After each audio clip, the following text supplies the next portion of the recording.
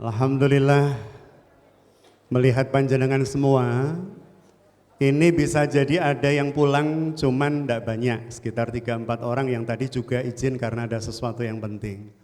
Artinya bagi panjenengan dan saya ini bukan acara yang biasa, tetapi insya Allah luar biasa, insya Allah.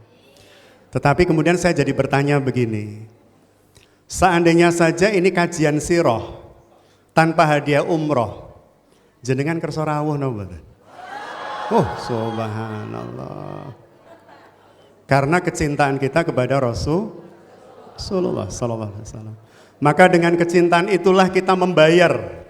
Dengan kecintaan itulah kita membayar harga untuk menjumpai beliau di Masjid Nabawi, menjumpai rumah tumbuh besar beliau di Makkah Al-Mukarramah insyaallah.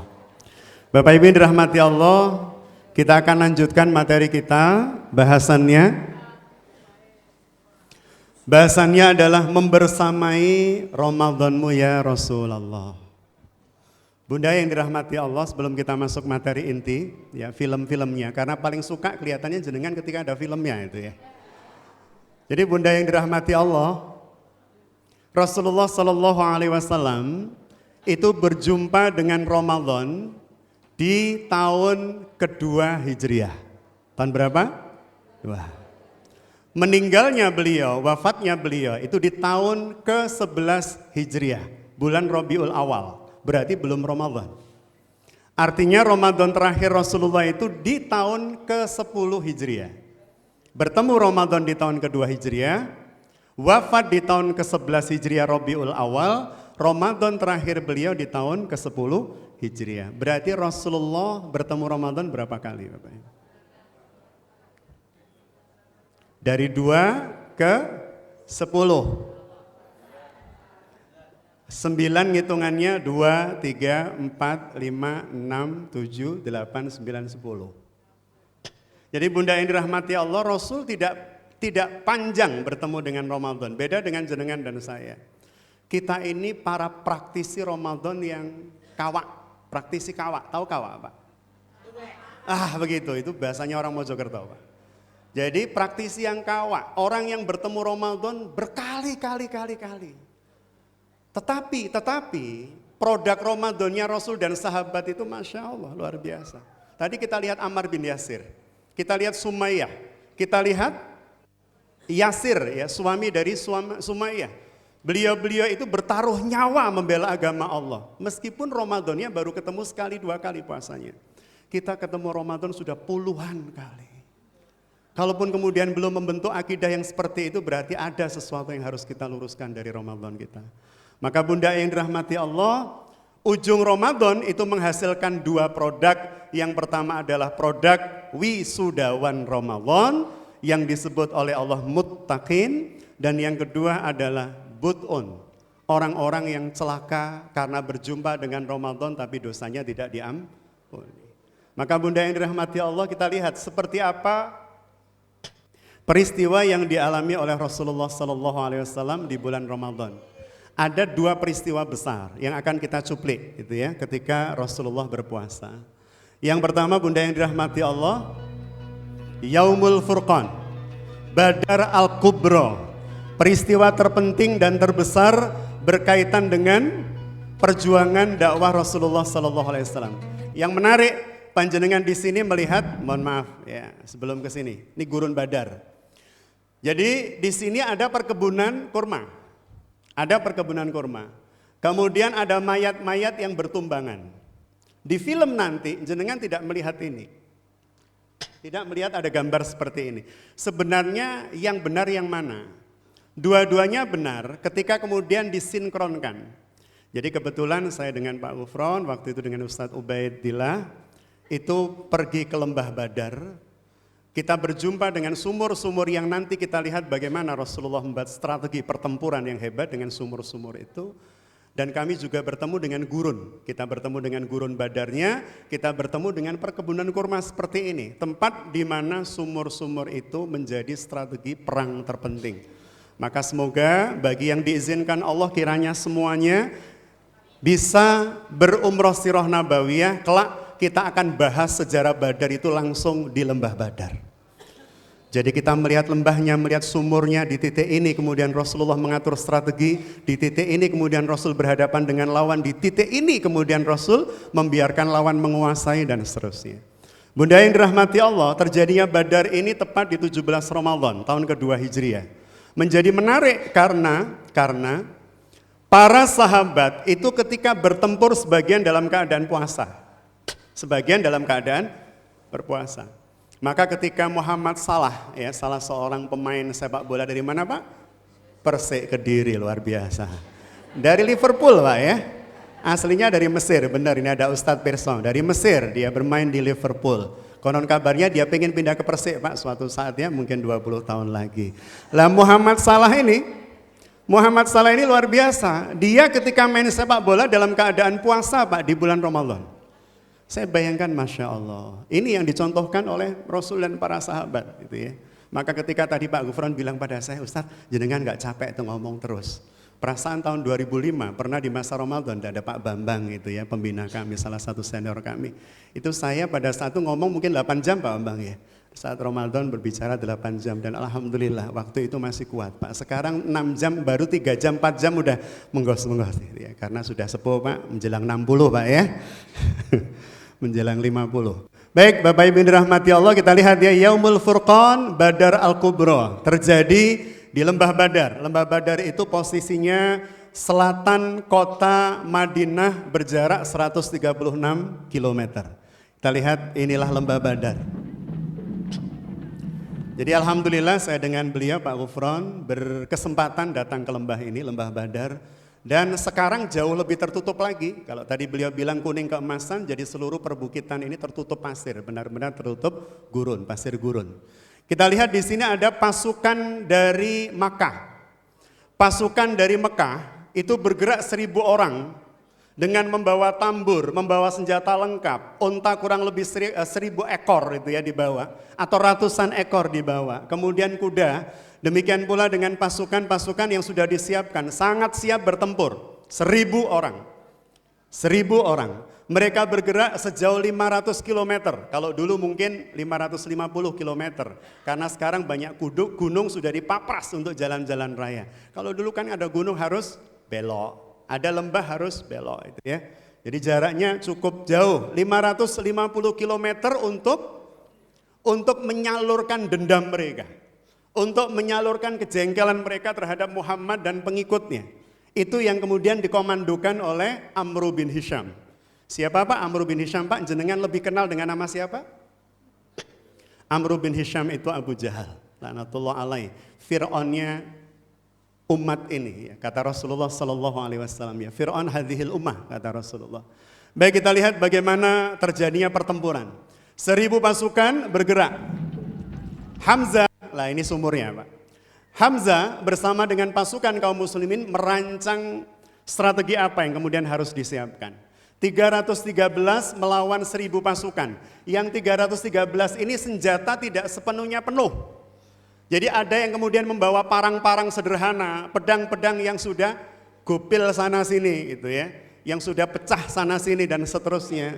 Jadi ada 313 orang dan niat mereka bukan berperang. Jadi dalam surah Al-Anfal mulai ayat ke-7 disampaikan bahwa niat mereka bukan berperang. Niat kaum muslimin waktu itu mencegat kabilah dagang Abu Sufyan Al-Harb. Mencegat kabilah dagang yang dijaga 40 pasukan. Kaum muslimin 313, pasti menang. Tapi kemudian di tengah jalan, dagangan yang dibawa Abu Sufyan itu lolos. Sedangkan Tilik Sandi Abu Sufyan sudah menginformasikan kepada Mekah bahwa Madinah akan merampas dagangan kalian. Maka kemudian Mekah mengeluarkan 1.000 pasukan dipimpin oleh Abu Jahal. Sedangkan yang perempuan dipimpin oleh istri Abu Lahab waktu itu tidak ikut, dipimpin oleh wakil ketua PKK Mekah. Namanya Hindun binti Utbah. Hindun binti Utbah itu istri dari Abu Sufyan Al-Harb. Bingung nggak Pak? Abu Sufyan Al-Harb itu mertua Rasulullah. Mertua Rasulullah itu jadi pimpinan pasukan kafir, musyrik. Gitu ya. Jadi bagaimana kemudian Hamzah ini mengatur strategi. Rasulullah SAW mengumpulkan seluruh pasukan. Bergerak dari Madinah menuju ke Badar itu 136 kilo. jalan kaki. Rasul bersama Maslama dan Ali bergantian naik onta. Ontanya cuma satu, gantian 3 orang. Ketika Rasul bagian nuntun, Maslama ke atas, Maslama bilang, ya Rasulullah, panjenengan saja yang di atas, biar kami yang menuntun. Kata Rasul, yang butuh pahala itu bukan hanya kamu, tapi aku juga membutuhkannya. Ini pemimpin luar biasa kan Pak? Disuruh naik, nggak mau. Malah beliau kemudian bilang, sungguh engkau tidak lebih butuh pahala dibanding aku. Maksudnya sama-sama butuh pahala. Jadi Rasul bergantian dengan Maslama dan Ali bin Abi Thalib. Sampai kemudian jelang Badar Pak, waktu itu Bunda, pasukan kaum muslimin sudah merasa ini musuh besar, ini musuh senjata lengkap. Apa yang terjadi? Kira-kira kalau jenengan besok melawan musuh yang tangguh, besok melawan musuh yang senjatanya lengkap, sedangkan senjata kita kurang, kira-kira bisa tidur nyenyak apa mboten? Halo? Mboten, tapi apa yang terjadi? Allah menurunkan hujan. Allah menurunkan hujan yang tidak begitu deras tapi menenteramkan kaum muslimin. Yang pertama, berjalan di atas gurun pasir, kalau kemudian hujan itu tidak deras membantu. Karena dengan hujan maka pasir menjadi pepat, sehingga diinjak menjadi nyaman. Maka saya praktekkan waktu itu, sempat diambil gambarnya oleh Pak Gufron, bagaimana kemudian pasir Badar itu kalau kemudian diinjak sedikit itu bisa melesak masuk. Set. Tapi kalau ada air yang menetes, maka dia menjadi pepat dan kita bisa berjalan dengan cepat. Itu cara Allah menolong kaum muslimin. Mereka sulit berjalan di atas pasir gurun, tapi Allah menurunkan hujan. Jadi pasirnya pepat, buat jalan itu cepat. Tak, tak, tak. Itu yang pertama. Yang kedua, dengan turunnya hujan yang tidak deras, maka Rasulullah SAW dan para sahabat merasa nyaman. Saking nyamannya sampai kemudian malam para sahabat semuanya bisa tidur kecuali Abu Bakar yang melihat Rasul berdoa. Semua sahabat bisa tidur, bahkan nyenyak, bahkan mohon maaf, ada yang sempat mimpi basah. Orang mimpi basah itu kan saking nyenyak tidur Pak ya. Sampai tidur seperti itu Bunda. Jadi semuanya bisa tidur nyaman kecuali Abu Bakar yang melihat Rasul mengangkat tinggi-tinggi tangannya. Rasul berdoa dengan doa yang sangat menggiriskan hati. Rasul berdoa dengan doa yang teramat sangat panjang. Rasul berdoa bahkan tanpa berhenti hingga jelang subuh. Beliau berdoa saking tingginya mengangkat tangan sampai burdahnya, selayarnya itu jatuh. Oleh Abu Bakar kemudian diambil. Kembali ditaruh di atas pundak Rasul sambil mengatakan, sudah ya Rasul, Allah pasti mengabulkan. Kata beliau, belum Abu Bakar, belum. Dan ujung doa beliau adalah, ya Rabbi, jika engkau tidak menangkan Taifah kami hari ini, maka bisa jadi engkau tidak akan ada yang menyembah lagi. Insyaallah. Jadi doa Rasul, ya Rabbi, jika engkau tidak menangkan Taifah ini, kelompok ini, kami, pasukan kami, maka bisa jadi setelah ini panjenengan tidak akan ada yang menyembah lagi. Itu kan doa yang sedikit-sedikit agak nantang Gusti Allah. Ya Allah ngancam itu ya, bukan nantang, mohon maaf benar Bunda, ngancam. Ya Allah ini kalau enggak menang, jenengan enggak ada yang nyembah loh. Tapi jangan pernah pakai pada saat jenengan dan saya dapat masalah. Ya Allah, hari Senin jatuh tempo hutang saya. Kalau tidak terbayar ya Allah, sholat subuh jadi 1 rakaat. Enggak boleh, enggak boleh. Karena kondisinya harus ngikutin kondisi Rasul. Kondisinya apa? Tidak siap perang. Diminta Allah perang. Itu kan Al-Anfal ayat 7, diperintahkan Allah perang. Enggak siap perang. Lawannya 3 kali lipat. Senjata kaum muslimin apa adanya. Jadi pasukan kaum muslimin waktu itu benar-benar tidak siap perang, diwajibkan oleh Allah perang. Sehingga kondisi seperti itulah yang menjadikan Rasul doanya teramat sangat serius seperti tadi. Dan doa itu tidak boleh digunakan kecuali dalam keadaan yang sama, dalam keadaan yang sama. Jadi Bunda yang dirahmati Allah, Bapak yang dirahmati Allah, ini gambarannya. Maka strategi apa yang ditetapkan? Ditanya satu persatu, maka yang kemudian angkat tangan, ya Rasulullah. Jadi Rasul itu pengennya kita datang lembah Badar serang mereka. Kata Hubbab bin Al-Mundhir radhiyallahu anhu, ya Rasulullah, itu strategi panjenengan atau dawuhnya Gusti Allah? Itu hebatnya sahabat. Sahabat itu bertanya pada Rasul, kalau Rasul menjawab ini dari Allah, maka selesai, tidak ada lanjutan. Mereka cuma bilang sami'na wa ta'na. Tapi Rasul mengatakan lalika ra'i, itu pendapatku. Maka kemudian Hubbab bin Al-Mundhir mengatakan, ya Rasulullah, saya punya yang lebih bagus. Ya Rasul, di Badar itu ada 3 sumur. Sumur yang pertama, ya Rasul, kita kosongi, dikuras. Bayangkan mau perang, nguras sumur. Kuras. Sumur yang kedua, kuras tapi sisakan air sedikit.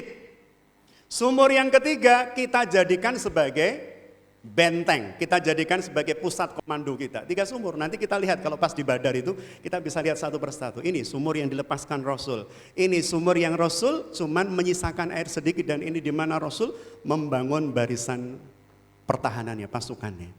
Apa yang terjadi? Orang jalan dari jauh, 500 kilo dari Mekah menuju Madinah, dikurangi 136, 300 sekian. Orang berjalan jarak 300 kilometer, ya dikurangi jarak Madinah Badar maksud saya. Jarak 300 sekian meter, 300 kilometer itu ya. Kira-kira Pak, kalau jenengan berjalan 300 kilometer lebih, sini Solo atau Semarang, kira-kira kalau jalan itu ya, nyampe sana pengennya apa?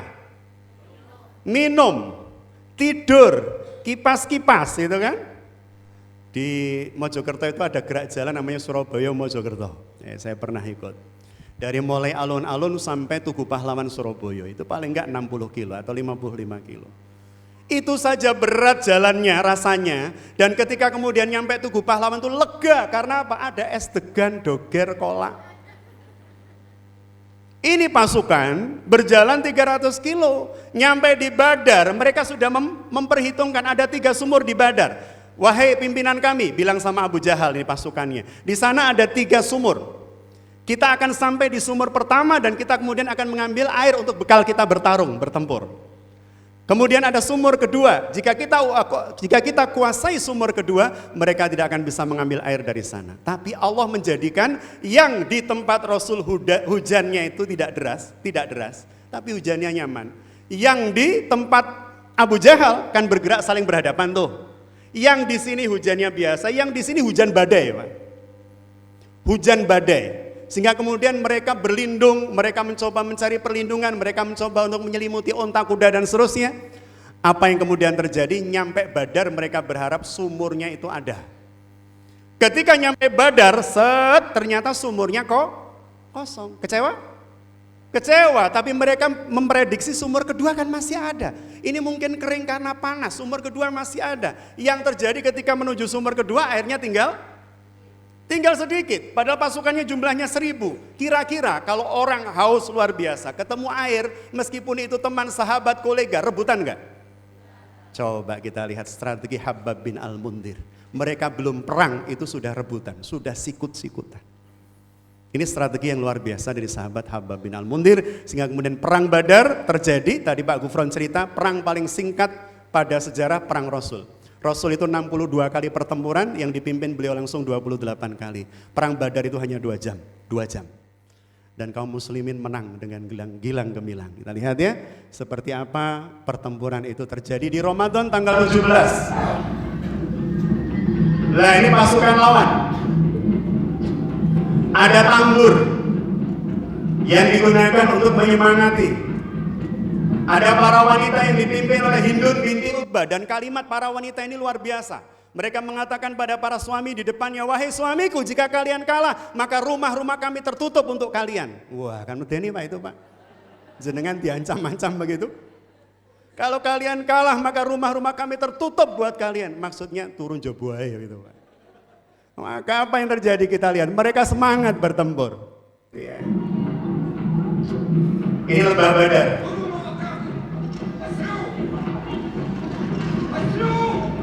Nah ini sumurnya.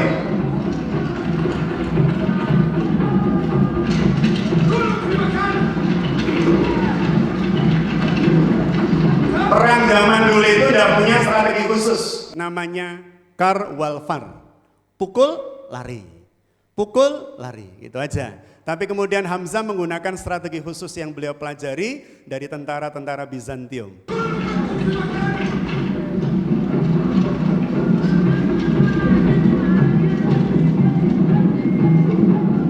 Dan jangan akan kagum dengan paman Rasul ini, Hamzah. Jadi kalau pasukan kaum muslimin masih teratur, ya diatur, ini pasukan depannya tombak, pasukan berikutnya panah. Dan kalau pasukan kufur enggak, dia merasa menang, ada 1000 orang.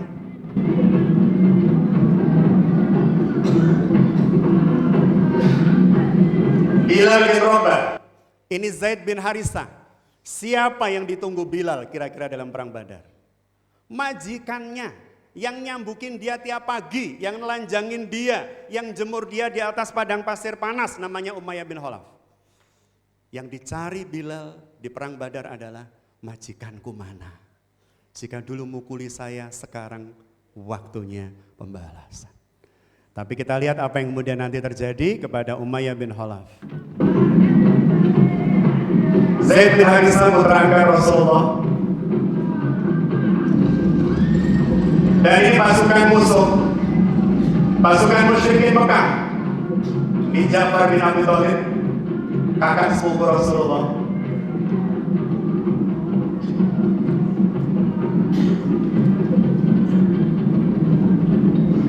Yaumul Qurban, 17 Ramadan tahun kedua Hijriah.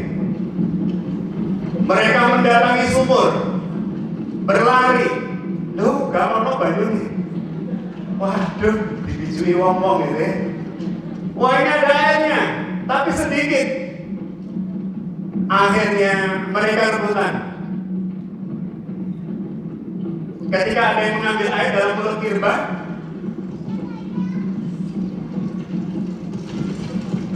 wah, diambil sedikit udah habis, gak ada mas. Balik.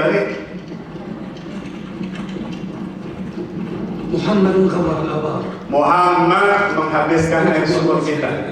Ini Abu Jahal. Ini strategi perang yang luar biasa dari Rasulullah atas usulan Habab bin Al-Mundhir radhiyallahu anhu. Nah, jadi kan lihat Hamzah. Hamzah itu dikenal kalau perang semua pasukan itu bak perisai. Tapi Hamzah yang selalu membawa baju perang dengan bulu merpati di dadanya. Beliau itu kalau perang, yang pertama kalau nggak bawa 2 pedang, ya 1 pedang, nggak pakai perisai. Jadi kalau tangan kanannya itu terisi oleh sesuatu, tangan kirinya pasti dua-duanya pedang. Jadi beliau ini terkenal memang ketika bertempur tidak pernah menggunakan perisai. Ya, karena keyakinan dengan kemampuan tempur ini.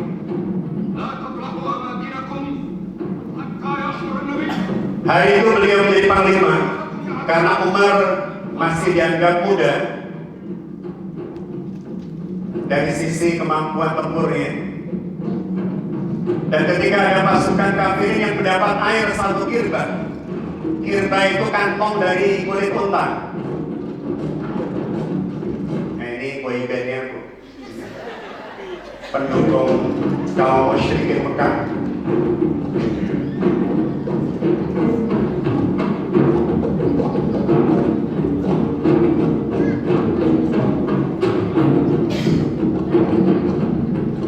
Ketika ada satu yang bawa jadi rebutan, dan itu membuat pasukan kacau, saling benci, saling sikut.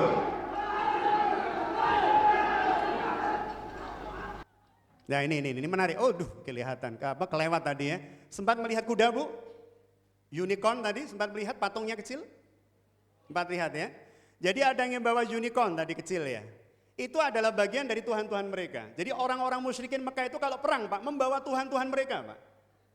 Dan Tuhan orang-orang kufur itu kan macam-macam. Ada yang terbuat dari tepung tadi, adonan, dikeringkan. Ada yang terbuat dari kayu, ada yang terbuat dari logam mulia. Dan itu mereka bawa, maka menjadi ghanimah atau harta rampasan perang yang paling diminati. Dapat apa? Tuhan gitu ya. Tuhannya itu dari emas. Dari perak itu ya, dan itu menjadikan ghanimah yang luar biasa harganya ya, mahalnya. Baik, kita lihat berikutnya penataan pasukan. Nah, ini namanya Utbah.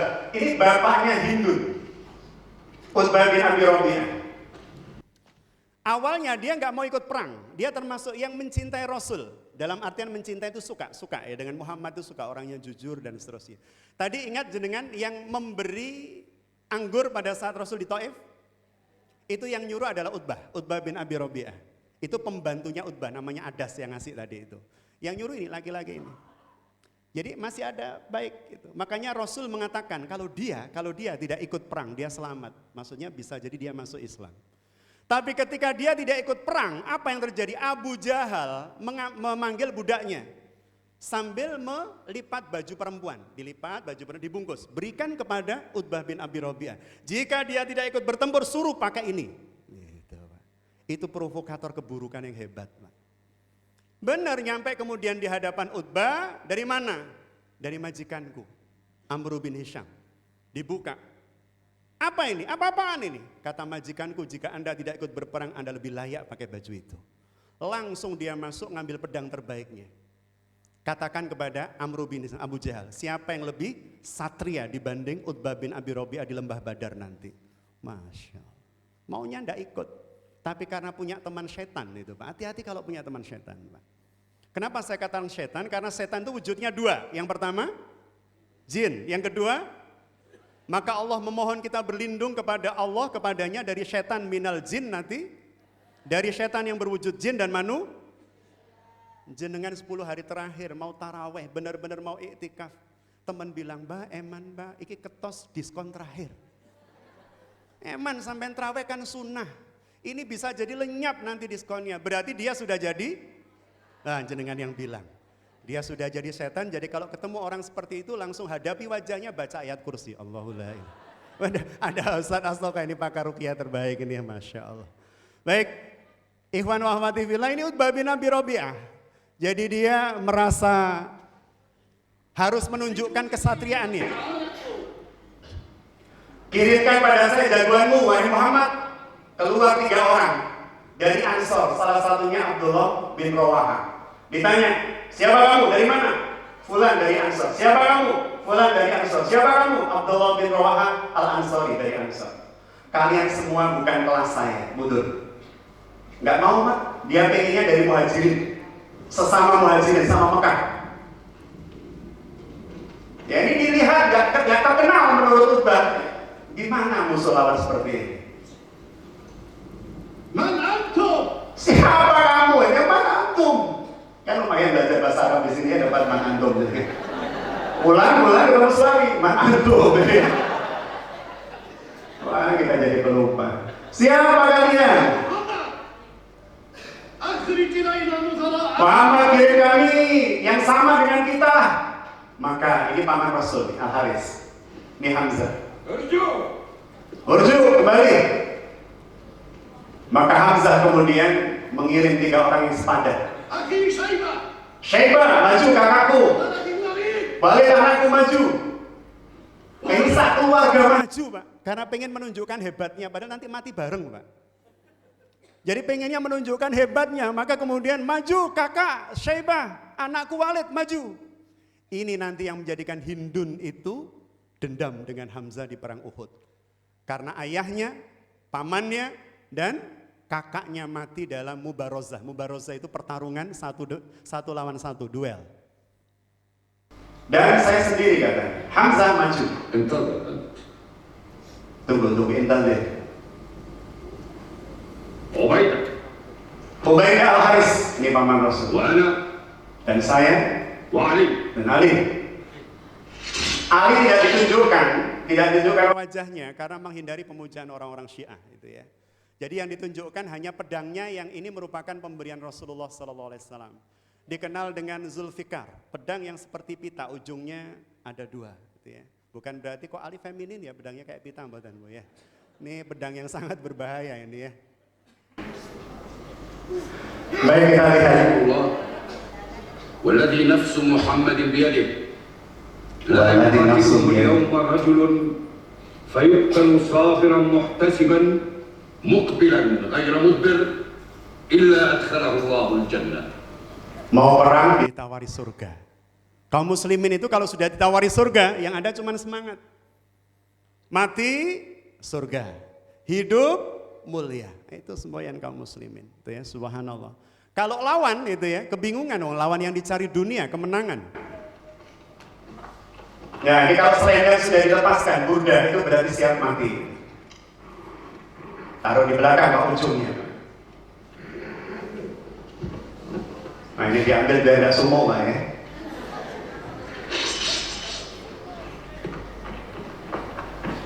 Jadi dalam setiap pertempuran yang dialami kaum muslimin waktu itu melawan musyrik diawali mubarozah. Duel satu demi satu, satu dengan satu. Dan yang duel adalah orang-orang terbaiknya.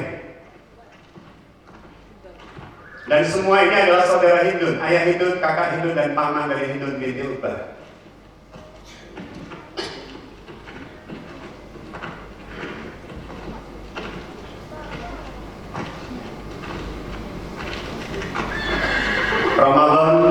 17 أن نحن tahun kedua Hijriah. لا إله إلا الله محمد رسول الله. Nah, ini lawannya bingung, dia mengucapkan la ilaha illallah Muhammadur. Utbah cuma lihat, lah aku ngomong apa itu ya. Dia bingung. Nanti saya mengucapkan la ilaha illallah masuk Islam itu kan Pak ya. Nah, dia bingung. Makanya dia bertempur kalah, tidak fokus.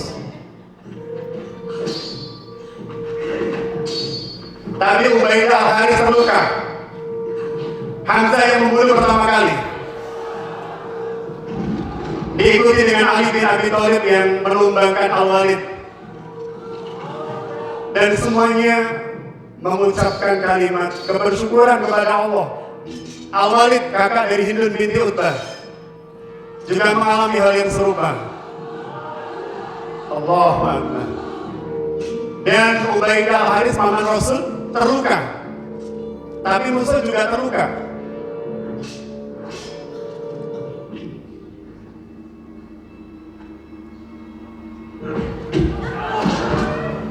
Beliau adalah syahid pertama di Badar. Ubaidah bin Al-Haris, paman Rasulullah SAW. Dan setelah itu kemudian baru pasukan yang berada di belakang bertempur. Jadi bawah 2 hari setelah pertempuran Badar, Ubaidah bin Al-Haris menghadap Allah Subhanahu wa taala sebagai syuhada Badar.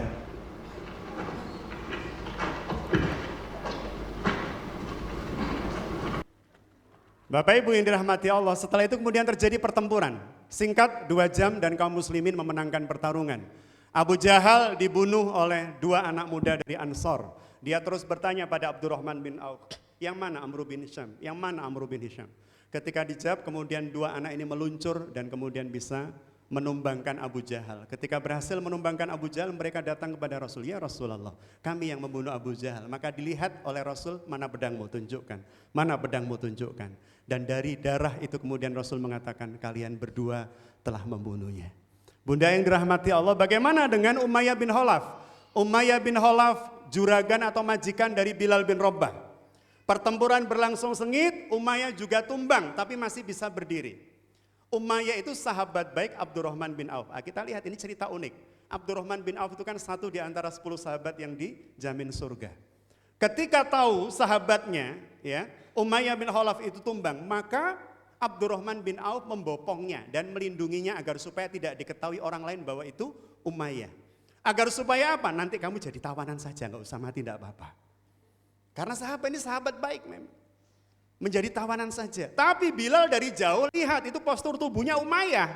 Meskipun wajahnya dilindungi. Maka kemudian Bilal berteriak, jika Umayyah hidup, aku nggak boleh hidup. Jika Umayyah hidup, berarti aku yang harus mati. Waduh, Abdurrahman bin Auf bingung, kemudian didekap oleh Abdurrahman bin Auf. Ketika didekap mau diserang oleh pasukan kaum muslimin, beberapa orang diambrukkan, dijatuhkan tubuh Umayyah dan kemudian ditindih oleh Abdurrahman bin Auf. Maksudnya jangan bunuh dia, biarkan dia jadi tawanan saja. Tapi ketika kemudian dilindungi tubuhnya begini, beberapa pasukan kaum muslimin termasuk Bilal itu menusuknya dari bawah malahan. Itu meninggalnya Umayyah bin Khalaf. Jadi mungkin waktu itu Bilal agak lega, Pak. Jadi karena sangat dramatis memang meninggalnya atau tewasnya tokoh kafirin Quraisy yang bernama Umayyah bin Khalaf. Setelah itu kemudian mereka dikuburkan. Ketika mereka dikuburkan, apa yang terjadi? Rasulullah SAW mendatangi kubur mereka sambil mengatakan, sekarang katakan siapa yang melindungi kalian, siapa yang lebih mulia dan lebih tinggi, Robku atau Tuhan yang kalian sembah? Beberapa orang bilang, ya Rasul, mereka kan sudah mati. Apa kata Rasulullah SAW? Mereka tidak lebih bisa mendengar dibanding dengan kalian. Maksudnya mereka pun bisa, tapi bedanya mereka tidak bisa menjawab, kata Rasul. Jadi kalau kemudian ada musuh seperti itu dalam peperangan, tapi Pak, jenengan boleh kemudian, ayo siapa? Membelamu siapa? Sudah meninggal. Teman sampean bilang, Mas, sampean cek waras. Lalu gimana? Rasul aja mengatakan itu kok, dan itu boleh. Jadi Rasul menyampaikan itu ya, siapa yang lebih mulia, Robku atau Tuhan yang selama ini kalian sembah. Maka Bapak Ibu dirahmati Allah, 1 tahun berikutnya, 1 tahun setelah itu, ini siapa tadi Bapak Ibu? Hamzah, paman Rasul. Nah ini ada seorang Yang mengintai beliau, ini pertempuran Uhud. 1 tahun berikutnya setelah kekalahan. Selama 1 tahun mereka pasukan musyrik mengumpulkan kekuatan. Selama 1 tahun Hindun binti Utbah mencari pelempar tombak terbaik. Untuk apa? Untuk secara khusus membunuh Hamzah. Yang dengan itu kamu nanti akan saya bebaskan dari budak. Maka muncullah seorang budak yang bernama Wahsi. Dia ini sahabat Bilal sebenarnya, tapi belum masuk Islam.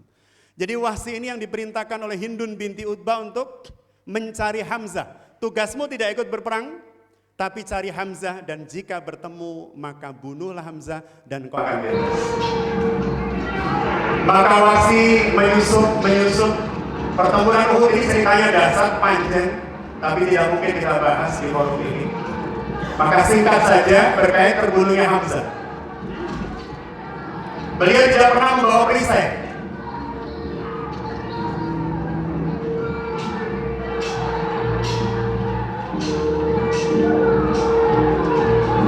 Dan inilah gugurnya sebaik-baik syuhada, kata Rasulullah.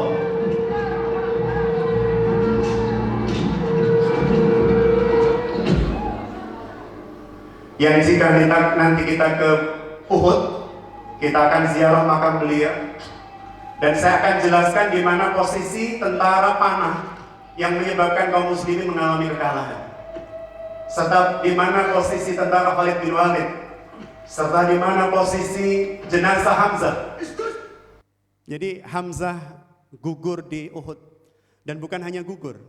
Setelah itu kemudian didekati oleh Hindun. Dia menyayembarakan siapa yang menemukan jenazah Hamzah akan mendapatkan ini dan itu. Maka orang bergerak mencari jenazah Hamzah. Ketika kemudian ketemu jenazah Hamzah, dia bilang sama Wahsi, Wahsi buka dadanya. Dibuka Pak. Crak. Setelah itu dikeluarkan jantung Hamzah oleh Hindun. Dimakan. Ini bayaran buat ayahku yang kau bunuh, kakakku yang kau bunuh. Dimakan oleh Hindun, tapi tidak diizinkan giginya kuat mengunyah jantung Hamzah. Maka Rasul yang melihat dari atas jabal, dari atas bukit Uhud, Rasul sempat melihat. Rasul sulit untuk bisa melupakan peristiwa itu. Sehingga kelak ketika Hindun itu masuk Islam, Rasul mengatakan, aku terima dan Allah pasti menerima. Tetapi jangan, jika bisa jangan engkau tunjukkan wajahmu pada saya.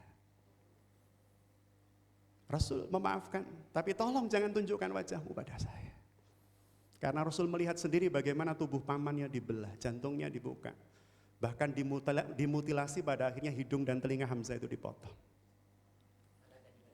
Iya, jadi munculnya hadis Sayyidus Syuhada Hamzah bin Abdul Muthalib, kata Rasulullah. Tuannya para syuhada adalah Hamzah. Dan kita akan bertemu dengan makam beliau. Ini pasukan panah yang menjadikan kalah ya, tapi terlalu panjang kisahnya, mohon maaf. Hindun yang mencari jenazah Hamzah bersama Wahsi, dan ketika bertemu dengan Hamzah,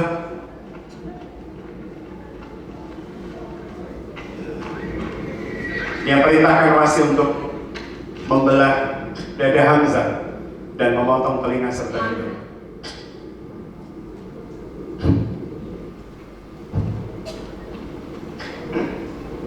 حمزة هل تسمعني؟ أنا هند بنت عتبة. Ya, dan seterusnya ya, lihat begini jadi nek Bu ya, nggak usah lah. Nih. Jadi rasa-rasanya seperti inilah kekufuran telah membuntu hati Hindun dan yang lain-lain gitu ya. Baik Bunda Ayah, kita langsung masuk peristiwa kedua. Jadi peristiwa pertama di bulan Ramadan di masa Rasul hidup adalah Badar Al-Kubra, itu peristiwa besarnya. Peristiwa kedua adalah peristiwa Fathul Makkah atau penaklukan Mekah. Ya, kita lihat bagaimana hari itu penaklukan Mekah terjadi. Rasul membawa 10.000 pasukan. Nah, yang lari ini adalah kahin yang paling terkenal di Mekah. Kahin itu dukun. Jadi dia termasuk dukun yang paling dikagumi, disegani di Mekah. Menjadi rujukan para bangsawan Mekah. Yang paling takut ketika Rasul datang adalah para kahin. Memasuki jelang Syawal.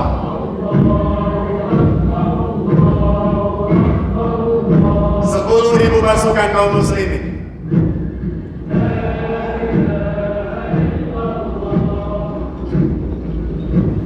bergerak memasuki Mekah. Dipimpin oleh Rasulullah SAW. Khalid bin Walid yang sudah masuk Islam di tahun ke-7.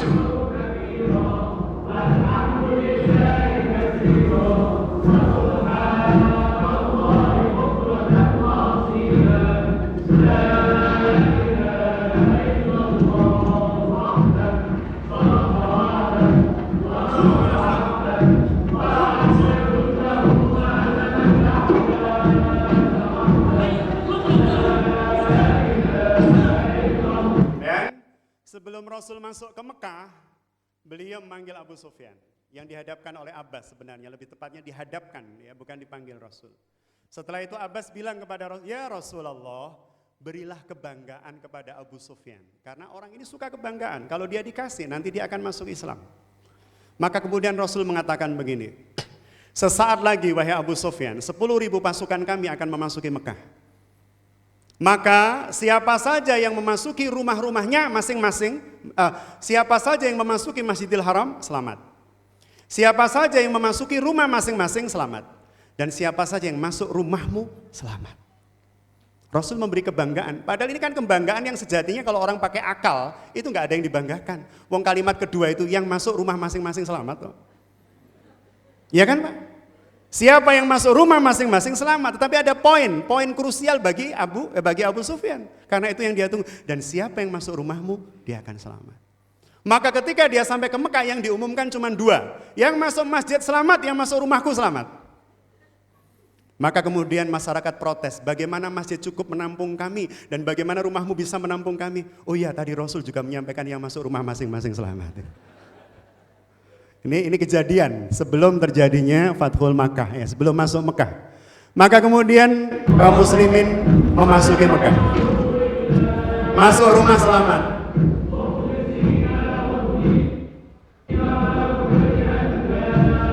Menggunakan baju putih-putih dengan bendera hitam dan putih, Ar-Raya dan Al-Liwa.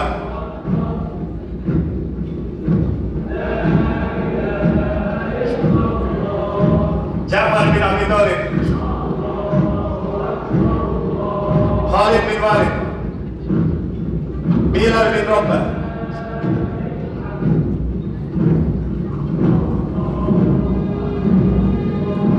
Idza jaa nasrullahi wal fath wa ra'aitan nasa yadkhuluna fi dinillahi afwaja fasabbih bihamdi rabbika wastaghfir innahu kana tawwaban.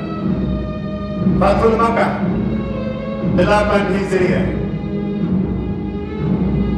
8 tahun setelah Rasul hijrah, berhasil menaklukkan Mekah, menancapkan simbol-simbol kemenangan.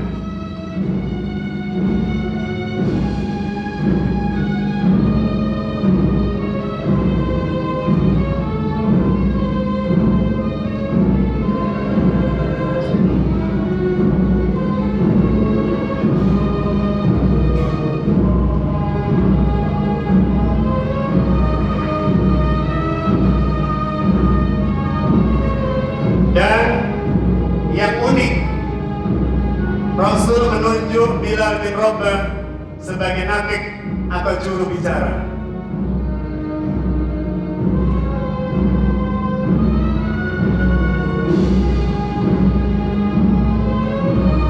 Mereka meninggalkan Mekah selama 8 tahun.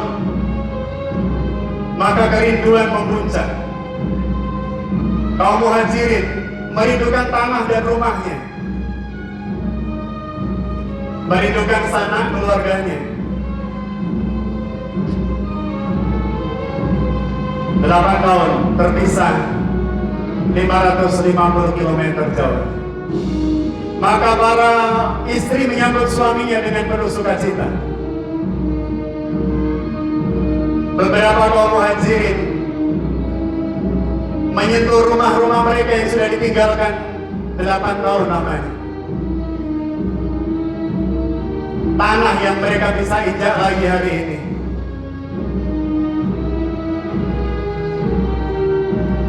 Anak-anak yang ketemu lagi dengan ayahnya. Pak, sampai nanti ya itu Pak. Subhanallah. Sampai Ja'far menitikkan air mata. Ja'far bin Abi Thalib. Dan waktu itu Bilal menjadi juru bicara Rasulullah sallallahu alaihi wasallam. Bilal menjadi juru bicara. Kenapa Rasul menunjuk Bilal? Karena masyarakat Mekah itu dikenal dengan kesombongannya. Mereka merendahkan orang lain dengan cara yang sangat lalim dan dolim. Maka Rasul menunjuk Bilal menjadi juru bicara. Bilal adalah budak. Dan budak itu paling direndahkan oleh masyarakat musyrik Mekah. Maka Rasul meminta, Bilal sampaikan kepada mereka apa-apa yang aku inginkan dari mereka. Maka Bilal yang menyampaikan. Bahkan lebih dari itu, Rasulullah SAW meminta Bilal naik di atas Ka'bah. Bayangkan, orang-orang Mekah, musyrikin Mekah, itu mengidolakan, ngefan, memuja Ka'bah dengan cara luar biasa. Tiba-tiba Rasul menyuruh seorang budak berdiri di atas Ka'bah. Itu tamparan buat mereka. Maka kemudian turunlah ayat Inna akramakum indallahi atqakum. Sesungguhnya yang paling mulia di hadapan Allah adalah yang paling bertakwa. Dan setelah itu kemudian Rasul bertawaf mengelilingi Baitullah. Rasul bertawaf mengelilingi Batu dengan qaswah unta putihnya sambil setelahnya menghancurkan 360 berhala yang ada di sekitar Ka'bah. Sampai hari ini masih ada keturunan qaswah unta-unta putih di Makkah.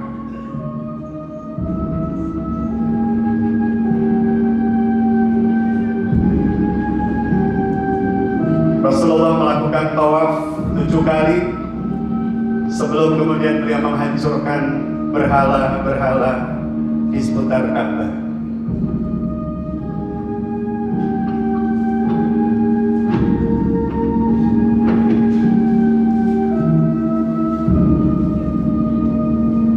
Pintu Ka'bah dibuka dan Rasul memasukinya diiringi dengan bendera Ar-Rayah.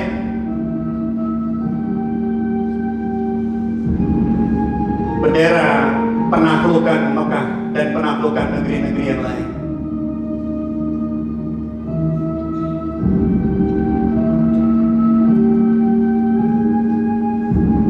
Dan Rasul memasuki Ka'bah dengan tongkatnya. Beliau hancurkan patung-patung dan berhala-berhala yang ada di dalam Ka'bah.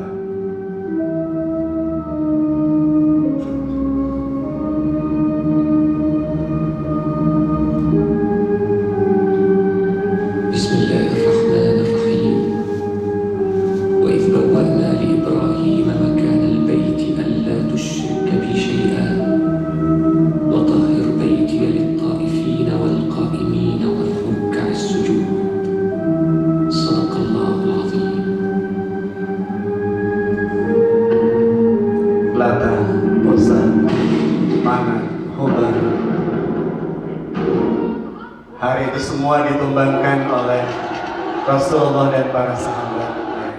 Jadi mereka bergembira dengan kembalinya Mekah pada tradisi tauhid seperti yang dibawa oleh nenek moyang para nabi dan rasul, Abul Anbiya wal Mursalin, Ibrahim alaihissalam.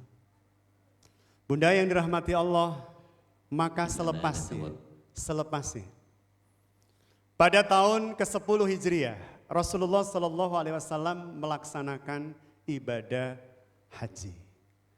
Haji itulah yang kemudian disebut dengan haji wada atau haji perpisahan. Rasulullah SAW bersama dengan puluhan ribu kaum muslimin dari berbagai tempat di Jazirah Arabia bergerak menuju Baitullah. Mengucapkan kalimat talbiyah setelah melalui sebuah tempat yang hari ini kita kenal dengan Dzulhulaifah. Orang Indonesia lebih suka memanggil dengan sebutan Bir Ali. Ada yang nyebut Bir Ali. Bir Ali. Bir itu sumur. Sumur dari Ali. Jadi Rasulullah SAW bergerak dari Bir Ali menuju ke Baitullah di Mekah dengan mengucapkan kalimat talbiyah bersama-sama dengan para sahabat. Labbaik Allahumma labbaik labbaik la syarika lak labbaik innal hamda wal ni'mata laka wal mulk la syarika lak. Sareng-sareng. Labbaik Allahumma labbaik labbaik la syarika lak labbaik innal hamda wal ni'mata laka wal mulk la syarika lak. Bayangkan kita berada di Bi'r Ali, kita semua berada di Bi'r Ali. Kita menaiki bis menuju ke Mekah selama 6-7 jam. Insya Allah saya mendampingi atas izin Allah panjenengan. Kemudian di dalam bis itu kita bertalbiyah sekali lagi. Labbaik Allahumma labbaik labbaik la syarika lak labbaik innal hamda wal ni'mata laka wal mulk la syarika lak. Kita berangkat dari Bir Ali menuju Mekah, menuju ke Masjidil Haram untuk berjumpa dengan Baitullah. Kita tatap Baitullah, kita ucapkan Allahumma zid hadal bait tashrifan wa takriman wa ta'ziman wa mahabah. Ya Allah, sucikan rumahmu ini, berkahi rumahmu ini ya Allah, dan berikan dia wibawa. Maka setiap orang yang menatap Ka'bah pasti akan melihat aura wibawanya. Karena setiap orang yang bertemu dengan Baitullah hampir setiap bertemu mengucapkan doa itu. Bunda yang dirahmati Allah, maka pada saat Rasulullah sampai di Makkah, kemudian beliau melaksanakan aktivitas wukuf di Padang Arafah. Rasul telah mencapai misinya. Rasul telah merasa mencapai misi.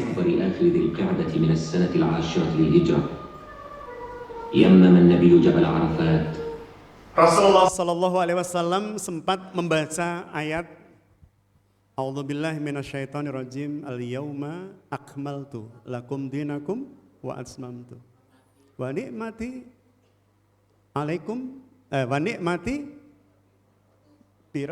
lakumul islam madinah itu ya. Jadi Rasulullah Sallallahu Alaihi Wasallam sempat, nah ini mulai agak sudah mulai agak siang begini, agak ngeleyang ini Pak ya. Makanya saya duduk, mohon maaf. Jadi Rasulullah Sallallahu Alaihi Wasallam membaca ayat tersebut, yang makna dan artinya al-yauma akmaltu, hari ini telah aku sempurnakan, akmal telah aku sempurnakan. Bagi kalian din kalian. Ketika Rasulullah membaca ayat itu banyak sahabat yang bertakbir Allahu Akbar. Tetapi ada satu sahabat yang menangis. Beberapa orang menatapnya dan kemudian bertanya, benar Ustaz? Ya Abu Bakar, kenapa engkau menangis? Matabki ya Abu Bakar, apa yang membuat engkau menangis wahai Abu Bakar? Abu Bakar mengatakan, jika agama ini telah sempurna, pasti kesempurnaan itu adalah ujung dari segalanya. Dan bisa jadi ini adalah ujung usia Rasulullah Sallallahu Alaihi Wasallam. Para sahabat yang mendengar uraian Abu Bakar itu sejenak kemudian menahan takbirnya dan kemudian mereka menangis bersama Abu Bakar. Ini adalah hari ketika Rasulullah Sallallahu Alaihi Wasallam berpamit dengan sangat halus kepada kita. Karena jika semuanya sudah sempurna berarti tidak ada lagi titik yang harus didaki. Kalau sudah sempurna berarti sudah sampai pada ujungnya. Maka pasti selepas ini Rasul akan meninggalkan kita. Dan itu yang kemudian membuat Abu Bakar As-Siddiq menangis. Karena setelah itu Madinah tidak lagi seterang biasanya. Madinah tidak lagi sepercahaya biasanya. Kata Ummu Aiman, sungguh Madinah itu begitu gelapnya sampai hadirnya Rasulullah Sallallahu Alaihi Wasallam. Dan Madinah kembali menjadi gelap ketika Rasulullah Sallallahu Alaihi Wasallam dipanggil oleh Allah Subhanahu Wa Taala. Maka kita lihat bagaimana Rasulullah SAW menghantar para sahabat dengan khutbah wada'nya di Padang Arafah. Isma'u qawli, dengarkan kalimatku.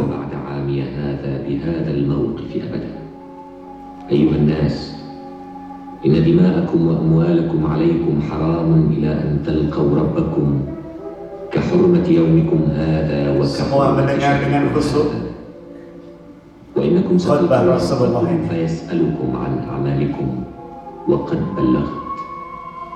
فمن كانت عنده أمانة فليؤدها إلى من ائتمنه عليها وإن كل ربا موضوع ولكن لكم رؤوس أموالكم. Berikan pakaian pada yang tidak berpakaian. Semua riba dilarang. اعقلوا أيها الناس قولي فإني قد بلغت. Simpan apa yang saya sampaikan. ما إن اعتصمتم به فلن تضلوا أبدا. Taraktu fikum amrayni. وسنة رسوله. Aku telah tinggalkan pada kalian dua perkara. اسمعوا قولي واعقلوا.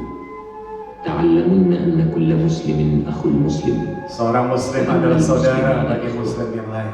فلا يحل لامرئ من أخيه إلا ما أعطاه عن طيب نفس منه. فلا تظلمن أنفسكم. اللهم هل بلغت؟ بعد أن صلى النبي الظهر والعصر بالناس تلا عليهم آخر ما نزل من آيات القرآن. اليوم أكملت لكم دينكم وأتممت عليكم نعمتي ورضيت لكم الإسلام دينا. وبكى أبو بكر وجاء اليوم الأليم. كان النبي قد بلغ 63 من عمره الجليل وفي يوم الاثنين من ربيع الأول للسنة 13 من الهجرة Madinah menjadi gelap kembali, خاتم النبيين لقاء ربه. penuh dengan tangisan kesedihan. لا أحد يصدق Madinah gemetar الله وملائكة السماء يضمه قبر في هذه الأرض. ketika ditinggal sebaik-baik manusia. قد مات. هكذا يقول أبو بكر للناس من مسجد رسول الله: أيها الناس من كان يعبد محمدا فإن محمدا قد مات. Man kana ya'budu Muhammadan fa kana Muhammadan mayta. حي لا يموت. وسجي الجسد الشريف حتى دفن مكان موته من مسجده بالمدينة. أما الروح فباقية بقاء الرسالة التي لا تموت. الله أكبر. في نورها يواصل أصحاب محمد والتابعون دعوة الناس كافة إلى كلمة سواء: ألا نعبد إلا الله ولا نشرك به شيئا ولا يتخذ بعضنا بعضا أربابا من دون الله. الله أكبر. المسلمون الذين بدأوا فئة قليلة يتكاثرون والرجل الذي بدأ وحيدا. Hari ini Baitullah dengan jutaan manusia yang mentawafinya. Semoga kita berada di antara mereka. Semoga kita salah satu di antara mereka.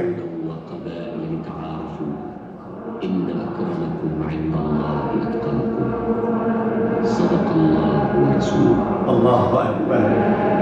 Allahu Akbar. Allahu Akbar. Bunda yang dirahmati Allah, maka sesaat kita bermuhasabah sebelum nanti akan ditutup dengan grand prize umroh gratis bersama ISH. Maka kita akan menutup dengan bermuhasabah. Kita menatap foto ini, gambar ini. Kita meyakini tidak ada yang mustahil jika Allah menetapkan bagi apapun dan siapapun. Cukuplah bagi Allah untuk mengucapkan kun fayakun. Kun jadilah, fayakun maka jadilah. Bunda yang dirahmati Allah, saya ingin ketika bermuhasabah kita gantungkan hati kita pada Allah. Kita hantungkan indera kita kepada Baitullah. Sehingga benar-benar kita merasakan nikmat indah ketika kita kelak bisa melaksanakan ibadah umroh dan haji insya Allah. Di lembaran panjenengan yang jenengan dapat, itu ada tulisan, ada form. Saya ingin ini menjadi proposal hidup kita. Ini ada form isian Super Holiday Tour umroh dan haji, formulir pendaftaran umroh sirah. Jenengan pegang, kita sampaikan pada Allah. Bila perlu, kalau ada bawa pulpen Pak, bawa pulpen Bu, ditulis saja, bismillah, ditulis. Sambil ditulis, kemudian setelah selesai kita pegang, kita mohonkan kepada Allah Subhanahu wa taala bersama-sama agar kiranya dimudahkan Allah, diringankan Allah, dilancarkan Allah. Karena ini Ramadan dan hari ini adalah hari ke-20, berarti nanti malam adalah malam ganjil, malam 21. Berdoa pada Allah, jangan biarkan cuman menulis Bunda, jangan biarkan tangan kita menggores, tapi ada doa yang mengiringi, Jenengan bermohon kepada Allah, berdoa agar supaya bukan hanya sekedar tulisan, Tapi lebih dari itu adalah doa panjenengan. Awali dengan basmalah. Bismillahirrahmanirrahim. Jenengan tuliskan, setelah itu saya akan mimpin muhasabah bersama. Pegang kertas itu. Dan saya berharap kepada Allah. Saya berharap bermunajat kepada Allah. Kiranya kita bisa berumroh bersama. Seluruhnya. Tidak ada yang terhijab oleh angka. Tidak ada yang terhijab oleh harta. Karena panjenengan punya Allah Zat yang Maha Kaya. Tuliskan dengan berdoa. Allah, aku titipkan nama ini ke Baitullah-Mu. Maka panggil aku Allah. Mudahkan aku Allah. Ringankan aku Allah. Yakini, tulis sambil berdoa. Diyakini. Tidak ada yang tidak bisa di hadapan-Mu Allah. Dan kita akan beristighfar di hadapan Baitullah hari-hari itu. Menyampaikan keluh kesah kita di hadapan Allah. Di hadapan Baitnya. Ka'bah miliknya.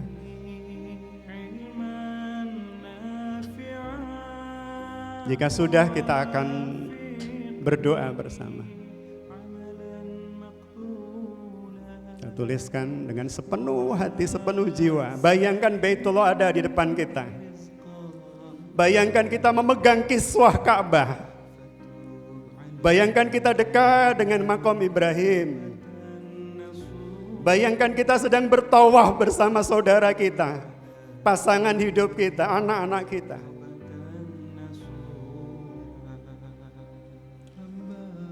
Baik, kita akan berdoa bersama, bermuhasabah bersama.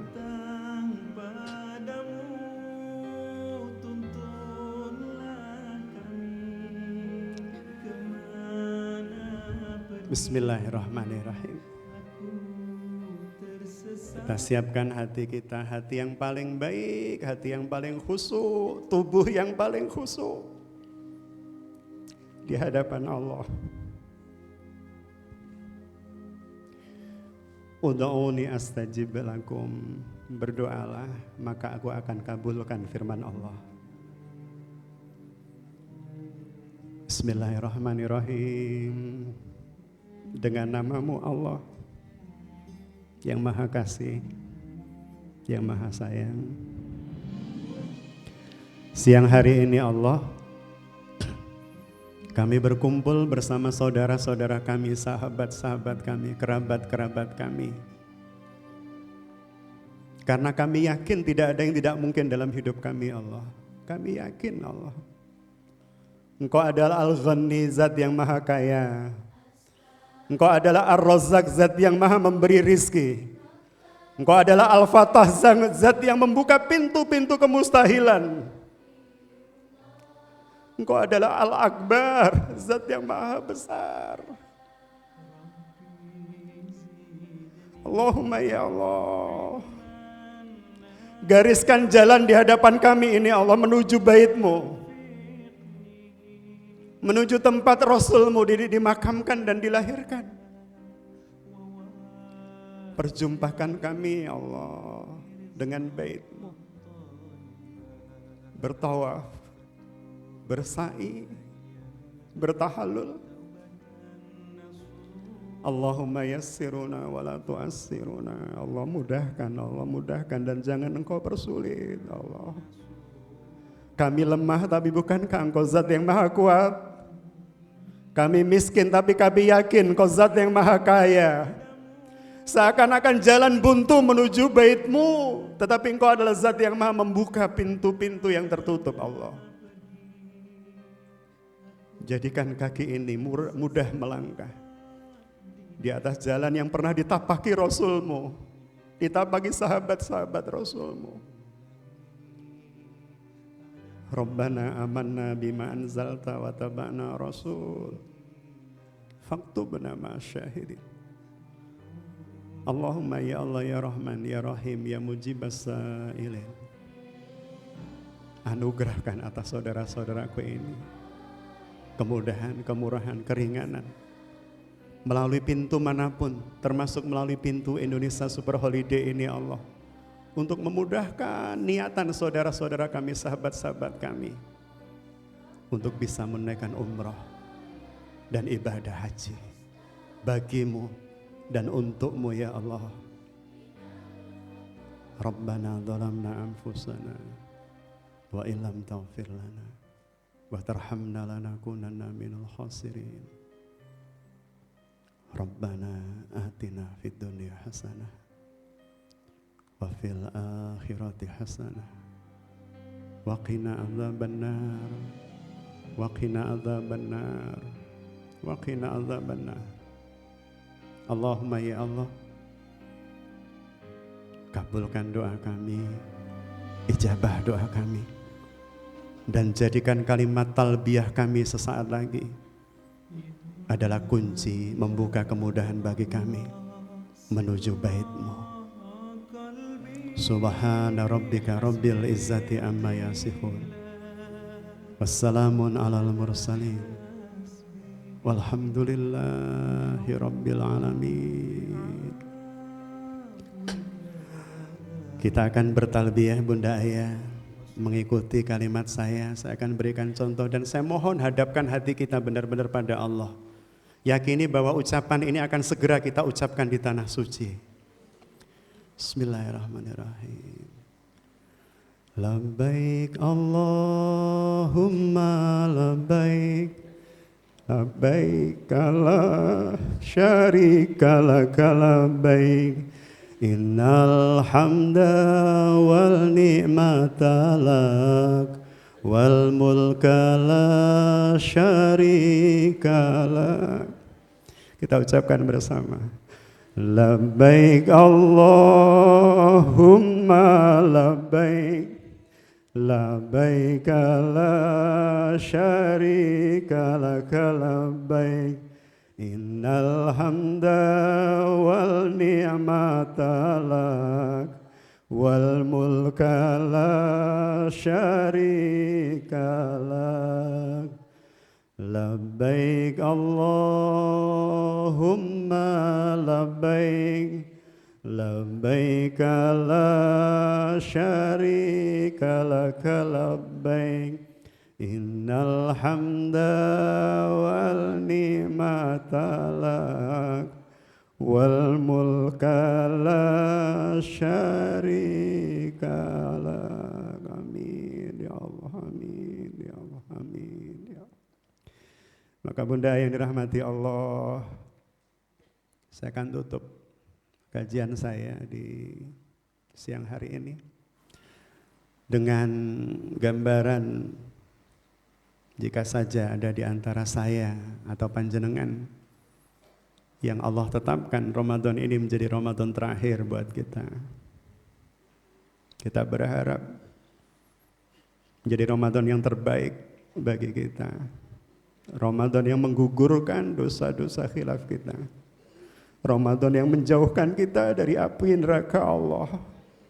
Ramadan yang menyelamatkan kita di yaumul mahsyar. Maka kita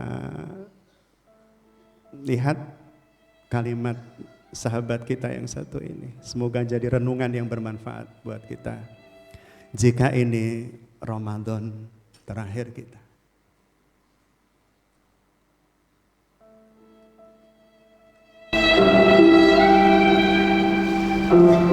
Dan kita berharap Allah masih mempertemukan kita dengan Ramadan 1441 Hijriah di tahun depan.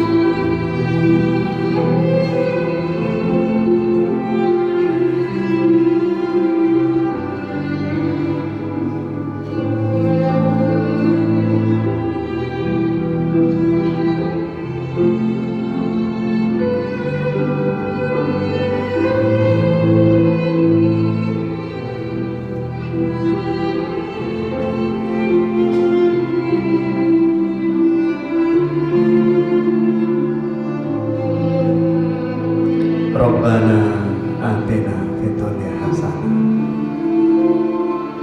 wa fil akhirati hasanah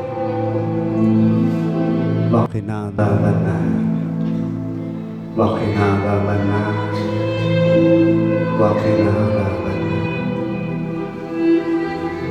Kiranya menjadi Ramadan yang bernilai dalam hidup kita, dan Ramadan yang akan menghantarkan kita ke tanah suci, Ramadan yang menghantarkan kita berjumpa dengan tanah Nabi, tanah para sahabat radhiyallahu anhum ajma'in. Dan Ramadan tidak meninggalkan kita, maka isi dengan sebaik-baik amal. Demikian Bapak Ibu dirahmati Allah, maka tibalah kita di acara yang paling ditunggu. Cara Allah menetapkan takdirnya. Cara Allah menetapkan takdirnya. Artinya siapapun yang nanti terpilih, maka itulah cara Allah menetapkan takdirnya. Dan siapa yang belum mendapatkan grand prize hari ini, pasti Allah menetapkan cara yang lain untuk menghantar panjenengan kepada tanah suci. Yakin dan harus yakin. Maka sepenuhnya saya serahkan kepada Ustadz Fuad Fauzi, Mas Fuad Fauzi, untuk memimpin penyerahan grand prize ini. Demikian, mohon maaf jika ada kalimat yang buruk yang keberkenan. Saya Muhammad Hatta mohon diri, dan insya Allah siap untuk menghantar panjenengan, mendampingi panjenengan di kajian-kajian sirah di tanah suci. Insya Allah kita langsung ngaji sirah di tempat hadirnya sirah nabawiyah. Billahi taufiq wal hidayah. Assalamualaikum warahmatullahi wabarakatuh.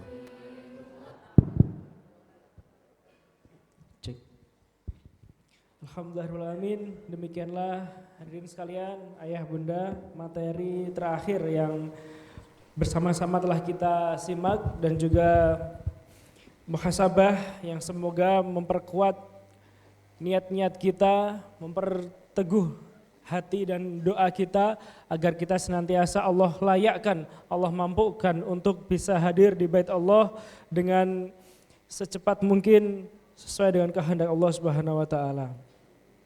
Hadirin sekalian, atas formulir yang telah ayah bunda isi tadi ya, kami persilahkan untuk nanti yang kemudian ingin menindaklanjuti, mewujudkan niat-niatnya dalam bentuk langkah nyata, kami persilahkan nanti untuk mengumpulkan formulir ini, pendaftaran ini di panitia yang ada di depan. Dan Masya Allah, kabar baik bagi kita semuanya.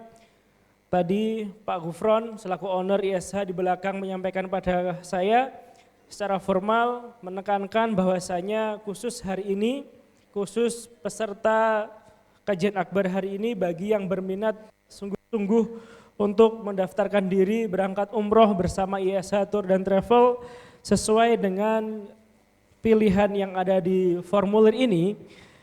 Ketika ada dua pilihan tabungan hemat dan tabungan cerdas, yang seharusnya DP di sini adalah booking seat ya, booking kursi, yang seharusnya untuk tabungan hemat 5 juta ya, yang kemudian ketika Anda membayar langsung mendapatkan seperangkat perlengkapan itu khusus hari ini jika mendaftarkan langsung di hari ini cukup dengan membayarkannya senilai 3 juta rupiah.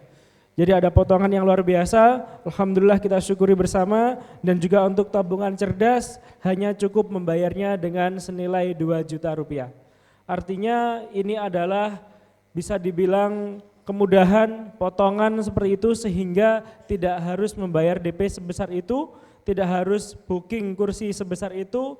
Untuk hari ini jika Anda memang benar-benar sudah meyakinkan niat Anda, membulatkan tekad kita semuanya, silahkan bisa mendaftar dan ada keringanan yang luar biasa seperti yang kami sebutkan di awal tadi.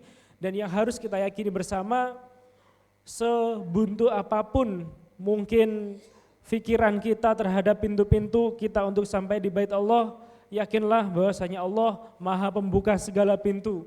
Yakinlah bayangan apapun terkait dengan harta dan lain sebagainya, tidak ada yang mustahil ketika Allah sudah berkehendak. Dan sebagai salah satu wujud syukur kita, Allah permudah langkah kita hari ini sampai datang di acara ini, kita berprasangka baik bahwasanya ini semua adalah rencana Allah yang maha indah, rencana Allah yang maha dahsyat untuk segera melayakkan kita hadir di Baitullah. Amin ya rabbal alamin. Baik hadirin sekalian, sesuai dengan susunan acara yang kita telah sebutkan di awal tadi, sesi terakhir yaitu atau pengundian untuk grand prize hadiah utama, yaitu umroh gratis bersama ISH Tour and Travel. Kami himbau kepada seluruh hadirin, ayah bunda sekalian untuk kembali melihat nomor tanda pesertanya, karena kita akan mengundi satu orang yang Allah kehendaki untuk bisa datang ke Baitullah secara gratis bersama ISH. Insya Allah segera kita ketahui bersama lagi. Silakan, kami sarankan sekali lagi untuk memeriksa nomornya, menatap sambil berdoa. Insya Allah semoga Allah kehendaki nomor Anda yang kemudian terpilih sebagai tamu Allah yang telah Allah rindukan dan siap untuk menyeru panggilan Allah. Pengambilannya oleh peserta atau Ustadz Hatta? Ustadz Hatta? Hadirin menghendaki Ustadz Hatta. Bismillah. Satu nomor yang akan diambil oleh Ustadz Hatta, insya Allah menjadi nomor yang sangat kehendaki umroh bersama ISH di tahun ini. Bismillah. Baik, sudah ada di tangan saya satu nomor yang akan kita umumkan, yang akan kita ketahui bersama, yang atas undian grand prize. Silakan disimak nomor. Silakan nanti bagi yang merasa saya sebutkan satu persatu ya, bisa langsung seperti tadi. Dan tahan sampai benar-benar nomor Anda yang terpilih untuk umroh bersama ISH. Kami bacakan dari yang paling awal. Silakan diangkat bagi yang memiliki nomor awal, nomor ganjil. Silakan diangkat semua. Yang nomornya ganjil. Insya Allah di antara Anda semua ada satu yang akan beruntung. Nomor ganjil tersebut adalah angka 3. Yang angka 3 di depan mohon ditahan dulu, insya Allah nomor Anda yang akan kami sebutkan. Kemudian nomor yang kedua adalah angka ganjil juga. Silakan diperiksa, dan bagi yang 2 angka ganjil semua ditahan dulu. Ya, setelah angka pertama 3, angka kedua adalah angka 7. Dan angka yang terakhir berapa? Selamat kami sampaikan syukur pada Allah Subhanahu wa taala. Semoga ini menjadi hadiah terbaik termanis di bulan Ramadan ini. Selamat untuk nomor 372. Tepuk tangan untuk sahabat kita. Masya Allah. Kan maju ke depan. Selamat Bapak. Alhamdulillah. Di malam ganjil bulan Ramadan ini, inilah hadiah yang sudah Allah rencanakan. Dengan Bapak siapa? Sabar. Oh iya bener ya Bunda ya, 372. Pak Sabar. Alhamdulillah sesuai dengan nama beliau. Insya Allah dengan kesabaran beliau selama ini, Allah mengundang beliau untuk hadir di Baitullah. Pak Sabar dari mana alamatnya Bapak? Semampir. Masya Allah. Sebelum datang ke sini pagi tadi ada perasaan atau firasat tertentu Pak? Habis sahur ya biasa. Ya. tidur tadi. Iya, benar-benar kejutan yang sangat indah dari Allah, dan kami persilahkan kepada Pak Gufron untuk menyerahkan grand prize hadiah utama kepada Pak Sabar. Hadirin sekalian, mohon untuk tidak beranjak terlebih dahulu, nanti kita tutup bersama-sama acara ini. Ya, selamat Pak Sabar, nanti bisa memberikan datanya. Ya, dan termasuk tadi silakan mengumpulkan data dirinya ya ke Tia yang ada ya, dan juga yang sudah mengisi formulir untuk berangkat umroh bersama ISH. Semoga Allah memudahkan langkah kita bersama, dan silahkan dikumpulkan di depan di panitia. Insya Allah apa yang kita tulis bersama, apa yang telah kita doakan bersama akan menjadi nyata dengan izin Allah.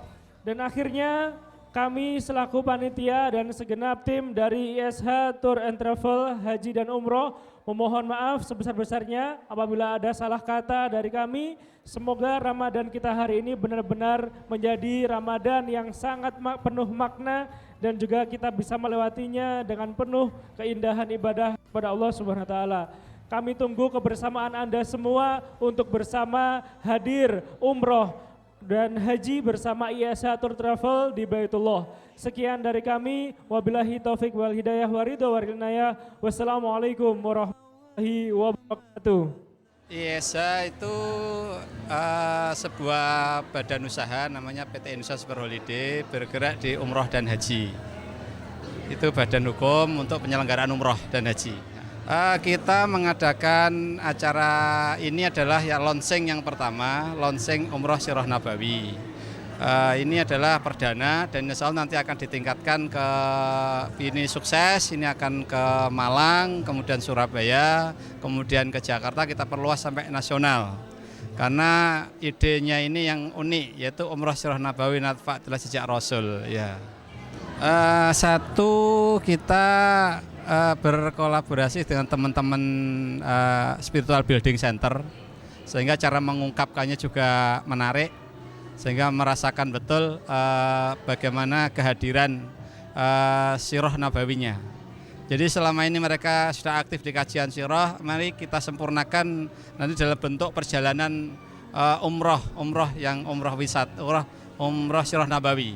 Jadi kita rasakan secara akal ini lezat, nanti kita rasakan di tanah Nabi, di tanah Rasul, di bentuk umrah insya Allah lebih nikmat lagi. Keunggulannya satu, kita memberanikan diri untuk mengambil umroh sirah ini. Satu, kita harus melewati berbagai hal yang mungkin sulit ya. Seperti kita ke Badar, ini mungkin menjadi tantangan tersendiri buat travel-travel. Kan tidak semua berani ke sana.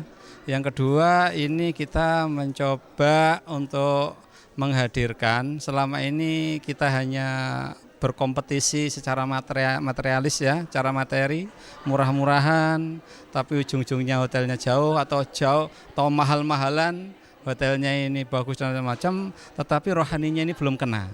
Sehingga nanti dengan rohani yang kita kayakan, sehingga masalah yang jamaah yang menerima ini betul-betul menerima sebuah penyegaran baru. Nah, ini yang kita harapkan. Kita ingin menerobos sebuah ruang yang di materi ini, artinya rohani itu lebih kuat daripada hanya mengandalkan materi. Itu aja. Dapat bonus yang luar biasa, karena memang saya tadi tujuannya untuk mengikuti kajian Sirah Nabawi ini bukan untuk mendapatkan hadiahnya, tapi untuk mendapatkan ilmunya, karena memang Sirah Nabawi ini sangat penting buat saya. Karena apa? Karena saya sebagai seorang muslim, kalau tahu perjalanan Nabi dalam melaksanakan dakwah beliau beserta dengan para sahabat, nah, kalau kita tahu napak tilasnya itu kan secara otomatis tambah meyakinkan kita gitu loh. Betul. Jadi kemarin pas hari Jumat itu kebetulan saya sholat Jumat, beliau yang jadi khotibnya. Di mana? Di masjid di Banaran, Baitur Rahman kalau salah. Jadi saya di situ ketemu dengan beliau, kemudian kebetulan ini besok yang mau ngisi Sirah Nabawi, karena memang saya belum pernah ketemu sama beliau. Nah hari ini makanya saya lebih mantap. Oh ini pematerinya pasti bagus. Makanya saya datang ke sini. Jadi seperti itu. Tadi saya habis sahur, kemudian saya baca-baca buku, kemudian sholat subuh, habis itu tidur, bangun juga kesiangan. Tadi udah hampir jam 8. Makanya saya sampai sini tadi udah jam setengah 9. Sayang, iya ini kesempatan yang sangat langka. Iya, kalau dijual atau kan berarti saya nggak mensyukuri. Jadi seperti itu. Jadi buat saya ini pasti saya pakai sendiri. Iya. Kalau dari panitia tadi sih bulan Oktober katanya. Itu bulan Oktober katanya. Iya. Para jamaah yang Saya ngikut teknis dari pihak ISA aja. Saya ngikut aja dari teknisnya. terima kasih. Oh ya, tadi belum kenalan. Siapa tadi? Pak Sabar. Namanya Pak Sabar. Ya, orangnya sabar. Orangnya sabar juga. Iya. Oke, terima kasih Pak Sabar atas bincang-bincang kita sejenak dalam acara apa ini tadi, Sirah Nabawiyah, dan juga disponsori utama oleh ISH ya, yang tadi mendapatkan hadiah gratis umroh ini. Assalamualaikum, saya Udin Muzabah. Sampai jumpa.